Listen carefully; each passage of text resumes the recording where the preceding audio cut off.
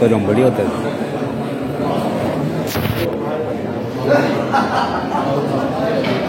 Kami punya masa itu sebenarnya harus berakhir di 2024 tanggal 17 Maret. Cuma karena ketentuan undang-undang keluar untuk pemilihan serentak seluruh Indonesia itu baik kepala daerah, wakil kepala daerah, baik gubernur, wali kota maupun bupati, maka dimajukan menjadi 31 Desember seluruhnya. Untuk yang pilkada bupati wakil bupatinya dilakukan pada tahun 2018 itu berakhir di tanggal 31 Desember tahun ini. Tetapi karena saya maju ke DPR, maka saya harus pengumuman pemberhentian ini satu syarat untuk dikasih sama saya, dibuat supaya nanti saya pemerintah kirim ke pusat untuk pemberhentian saya. Dasar SK pemberhentian dari menteri itu kita akan bawa ke kelengkapan KPU. Kalau tidak akan mungkin bisa. Nah, itu satu. Yang kedua, kalau saya tidak maju di DPR, tidak mundur untuk maju ke DPR, maka kami punya kepemimpinan berakhir di tanggal 31 Desember tahun ini. Nah, karena saya maju, kalau Bapak Wakil Bupati masih hidup, berarti beliau yang pimpin tanggal 5 itu, karena tanggal 4 kan daftar calon tetap keluar, 4 November. Di mana tanggal 4 November itu keluar itu jam 12 atau jam 00, itu satu kekuasaan semua kiprah sebagai bupati itu tidak ada lagi. Kalau Bapak Wakil Bupati masih hidup, maka Bapak Wakil Bupati yang pimpin tanggal 5 November itu sampai 31 Desember.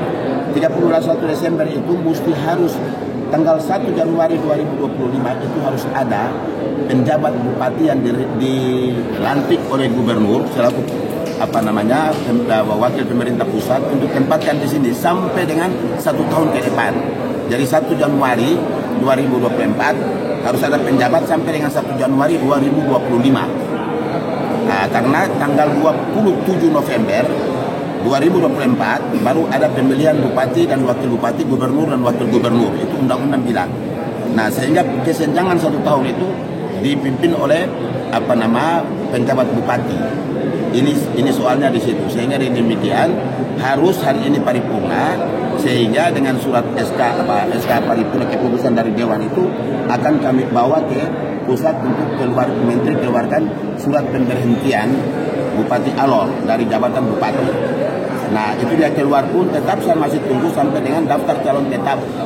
Karena saya masuk calon anggota DPR provinsi, jadi dia mesti daftar calon tetap keluar, baru saya berhenti dengan sendirinya. Berlengkapi persyaratan selanjutnya sebagai calon anggota DPR. Tetapi ini ketentuan harus mesti diparipurnakan. Pengumuman ini kan baru pengumuman pemberhentian ini. Nanti kapan daftar calon tetap itu keluar dengan sendirinya berhenti total. Baru ada PLH.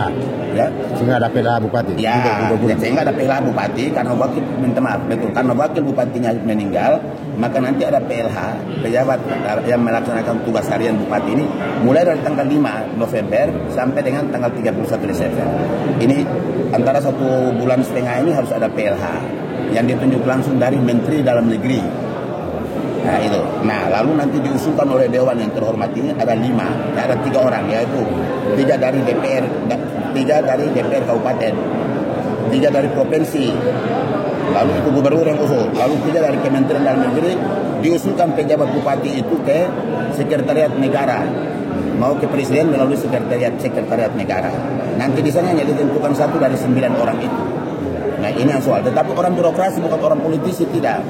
Orang birokrasi murni yang pangkat tertinggi dan pengalaman, tentu nanti semua ini kan nanti dipenuhi dia punya rekam jejaknya, nanti dilihat di atas. Contoh saja sekarang itu Kota Kupang. Kota Kupang kan diusulkan Om Cor Sayo, tetapi ternyata yang turun dari sana adalah sekretaris kota, sekretaris kota barangkali yang Pamfunai. Nah, itu ini soal. Jadi kabupaten punya hak usul, provinsi punya hak usul, tapi yang menentukan itu ada di pusat. Ini soalnya, karena ini birokrasi murni semua, jadi kita akan lihat. Nah, maka seperti yang Om Linus tadi bilang itu, tanggal 5 November sampai dengan tanggal 31 Desember, itu ada PLH Bupati. Tanggal 1 Januari 2025 harus ada penjabat bupati yang harus gubernur lantik. PLH Bupati Sekda. Ya. PLH Bupati Sekda. Ya pasti PLH Bupati Sekda. Itu sudah pasti karena dia birokrasi tertinggi di daerah toh. Ya eselon 2A sih soalnya. Tapi ini baru pengumuman pemerintahan sehingga punya kewenangan Bapak untuk melakukan kegiatan-kegiatan termasuk pelantikan masih tetap. Mutasi sampai ini malam, besok saya berhenti masih mutasi di malam kok. Itu ketentuan tertulis ada, nanti lihat di BKD. Jadi ada yang bilang apa kalau betul mutasi, saya bilang mutasi tidak mutlak bagaimana. Kalau memang ketentuan ada, kecuali saya calon baru bukan incumbent yang mau maju lagi, itu soal. Tapi bupati yang lama di jabatan 2 masa tetap buat sampai malam. Besok mau berhenti juga. Besok andai kata masuk pada tanggal 4 November, ini malam bisa lantik orang, bisa kok. Susahnya apa? Sebenarnya masih ada pelantikan. Ya, masih incumbent untuk 1 kali maju lagi, tetapi itu pun dibatasi 6 bulan sebelum sesudah tidak boleh lantik orang. Itu undang-undang bilang. Ya, karena ada kepentingan politik di dalam itu tidak boleh kan begitu. Ya, saya kira begitu ya. Terima kasih ya. Apa lagi yang tanya? Sudah.